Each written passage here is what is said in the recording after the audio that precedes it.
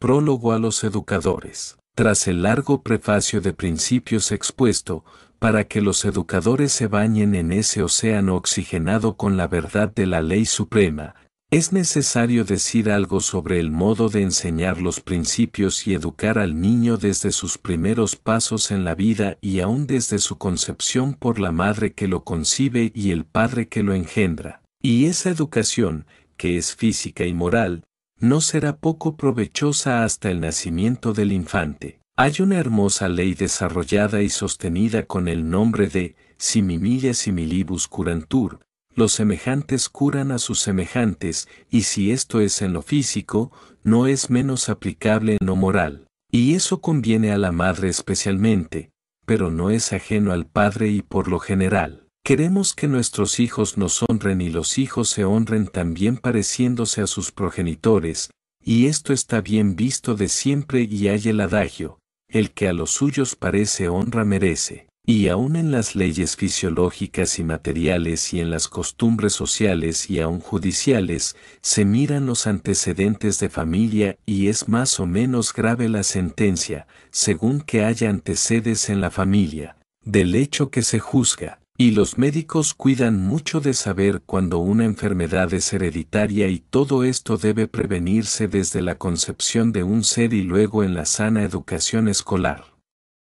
Todo lo que he de tratar minuciosamente, racional y anatómicamente en este libro, en cuanto al modo pedagógico de enseñanza, tanto primaria como secundaria, débense tener muchos casos en cuenta, tantos como individuos concurren al colegio. Pero lo primero que los consejos de educación deben tener presente es los antecedentes y moralidad del educador, el que, en primer lugar, debe tener dos principalísimas condiciones, que son vocación y libertad, porque si tiene esas dos condiciones, es seguro que será disciplinado sin ser esclavo, teniendo discernimiento claro para denunciar prudentemente un error o teoría de los consejos. Al trazar un programa, lo que hoy no pueden hacer, porque los consejos de educación son sustentados por impositores, por autoridad. Y se da el triste caso de que no hay en esos consejos,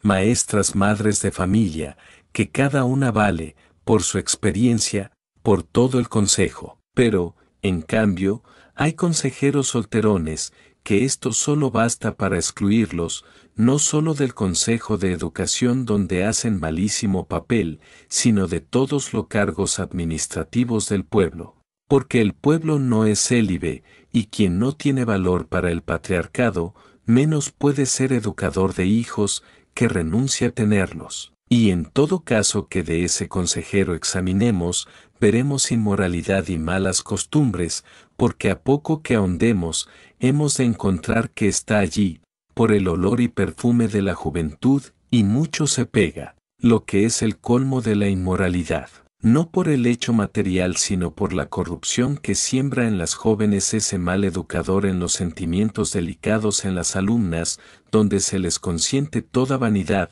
remilgos y reboques, que denuncia bien a las claras lo que harán luego en las escuelas que les encomendarán sin tener ni vocación ni libertad. Y en ello juega papel escandaloso el consejero célibe y las formas bellas, pero corrompidas de algunas llamadas maestras, cuyo título lo mereció su juventud y descoco o su libertinaje. Esto referente a algunas verdaderamente inútiles pero que hay otras que valen como maestras por vocación e inteligencia y son vencidas en su dignidad por retardos en darles empleo o se lo dan en puntos desproporcionados. Y es natural que, a la vista de algunos ejemplos, entre en ellas el cálculo, y donde entra el cálculo, la conveniencia se antepone y cae vencida por el libertinaje, que es lo que hoy todo lo domina. Todo esto, que es escándalo, ha trascendido al público, y ni aun los periódicos que cubren por lo general tantas vergüenzas lo han podido callar,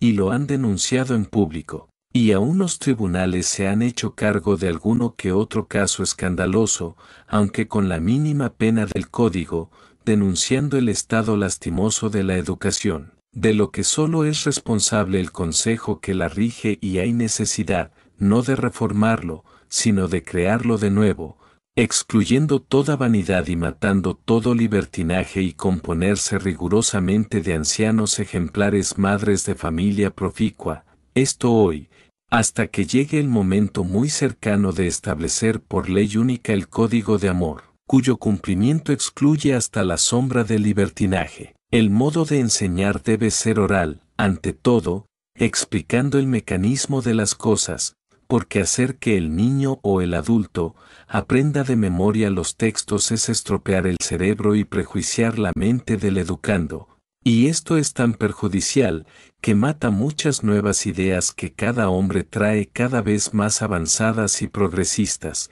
y ante todo, se debe declarar al educando que, lo que se le explica y lo que lee, no es lo que ha de desempeñar más que en su parte mecánica, que es lo que se puede reglamentar y legislar por motivos en cada oficio y arte. La lectura y escritura han de hacerse por los medios más sencillos y halagüeños y sin cansancio. Por ejemplo, para la infancia, poner montones de letras, tantos como letras del abecedario, puntos, comas, guiones, interrogaciones y admiraciones hay, y mandad a un niño componer un nombre y veréis con qué gusto lo hará y aprenderá mucho antes que en la cartilla, que, sin embargo, ha de servirle de guía, y por ese estilo, todo se puede enseñar prácticamente, y lo cual sirve de lección a toda su sección. En las escuelas no debe haber ningún signo religioso, ni debe ver siquiera el nombre religión, ni milagros,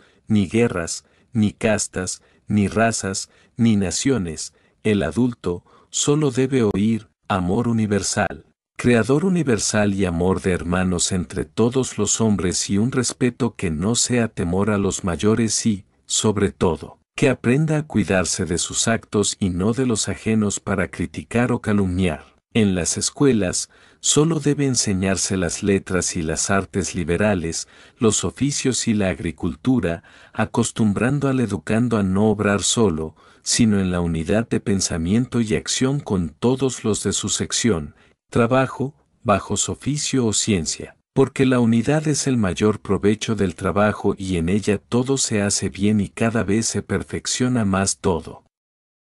Con los anteriores puntos, puede ir ensayándose las dificultades hasta que se pueda aplicar el código de amor, que no se tardará, porque quieran los hombres que no, la justicia está en acción implantando la comuna.